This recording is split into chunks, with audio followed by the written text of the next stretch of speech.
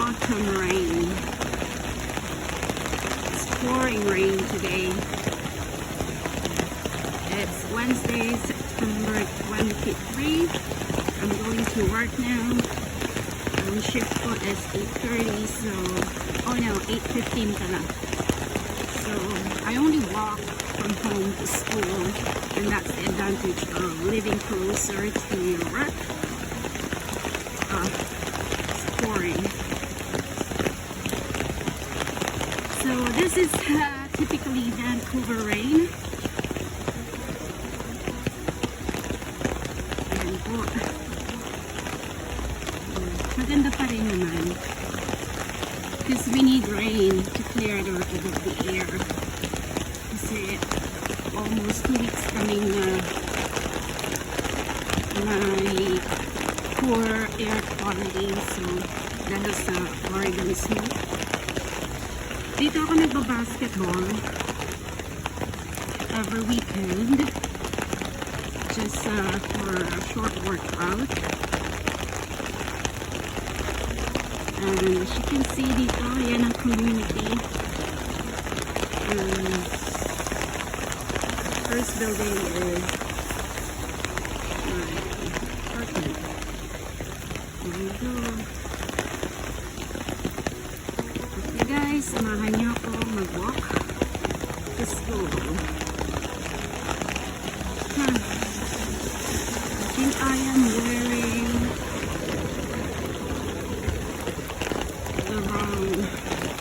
gear today.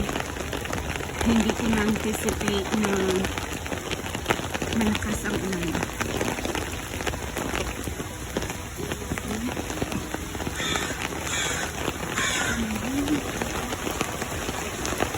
So that's why I like this community. Kompleto kami sa mga amenities. This is like a baseball court. This is our Gaston Park. So during the quarantine days, dito lang ako umiikot-ikot 10 laps a day. So, yun na. Ayan ang mga greens, diba?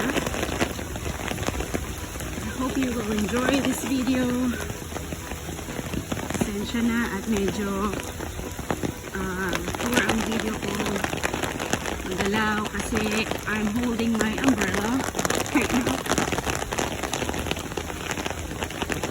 Okay guys, so please like and subscribe to my channel. I am new here. I actually have a first account, but unfortunately I forgot my password, so I created one last night. Yeah, there you go.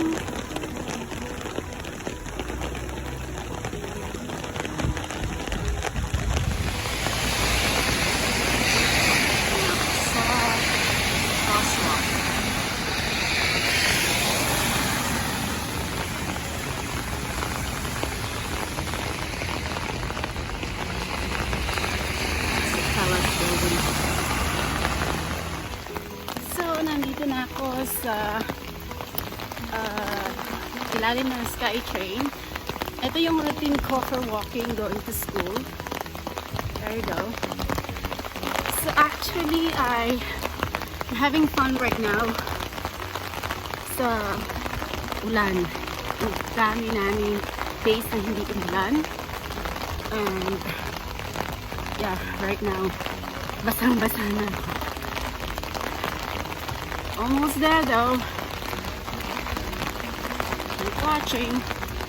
There you go.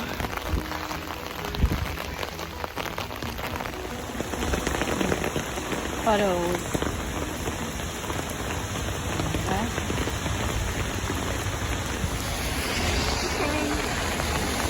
This is our school. I'm not gonna video the inside of the school, and especially the kids. We're not allowed to. Okay? So I'm finally here sa classroom ko. This is my classroom, and I am actually soaking wet. Ayan. So pwede ko bang i-video kasi wala pa yung mga bata. But once the kids are here, stop na ako.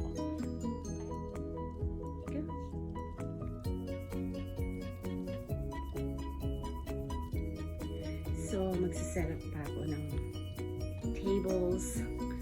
Ang shift ko is 8:30, but I always come to school around like 8:15, something like that. 15 minutes before the time. Alam mo naman, ang Pinoy, masipag. Yan ang hindi makukuha sa ibang lahi. So, I'm gonna check out Miss Nancy and bring my breakfast. So, this is it. We're going down to the kitchen.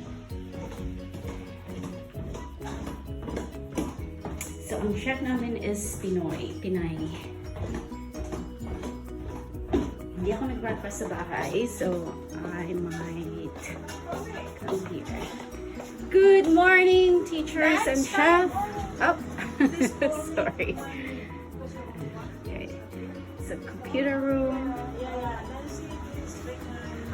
Excuse me. Vlog. Say hi to my YouTube channel. Did you subscribe, Miss Chloe? I don't have YouTube. Oh, you don't have No, YouTube. yeah, if I create one, I for sure will subscribe. Ate, this is our chef, Ate Nancy. Hindi ako nag-breakfast. Sexy vlogger. Ayan, yan ang aking fan ko, no. Ewan ko pag ano. Okay, breakfast for today, Cheerios and milk and apples. Anong for lunch? Beef spaghetti. Sa YouTube ka, beef spaghetti? Okay, well, I have mine. Spaghetti. I have my baon. Meron akong baon. Spaghetti like beef like. Okay. Ang baon ko is basa fillet, baked basa fillet, and Ano pangalan? kamote tops. Maglalaga pala ako. Ano pangalan ng yung? Subscribe mo naman ako. Ano ka hindi ko paano sa Mamaya sa ano. Ano pangalan? Let's do it in the computer room, okay? Alright, so yan ang aming masipag at masarap magluto. Sobrang sarap ng congee niya. Okay, eto. Bola. Okay. Yan. Alright, guys. Okay, so nandito uli ako sa classroom ko, and before I start my shift, magkakape muna ako. And then head out to the opening room. So, eto lang ang classroom ko. There you go. We have small washroom for the kids. This one, so they're learning the phonetic sounds. Then, and also like sight words, basic sight words, numbers, calendars, or the calendar, science corner, and our birthdays. Yesterday we made this for the first day of fall. So project ng mga bata, they painted it. Pumpkins. And we will hang them over here. There you go. So ito, ihang natin siya. So meron silang pumpkin. Or pumpkins. I don't think we're going to the pumpkin patch for this year because of COVID. And then for our STEM, which is science, technology, engineering, and math, we've made face shield, and then documented by, of course, your very own Brenda Pacheco. Guzman. Okay, that's it for now. Okay, I'm gonna start my shift. See you later. And I need to wear my mask. Inferno. Fall season. But I'm gonna wear my uniform later. Okay.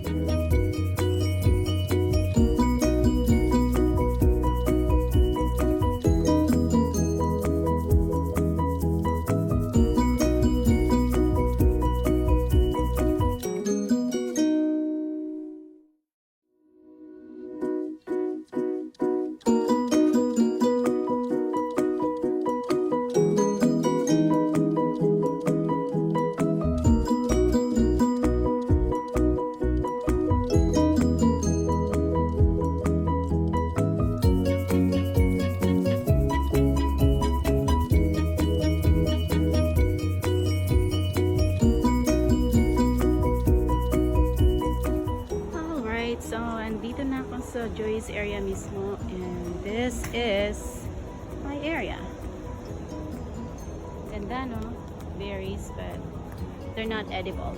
So I am going now to my garden. Dito ang garden. Yung mga friends ko na hindi alam kung nasaan ang location.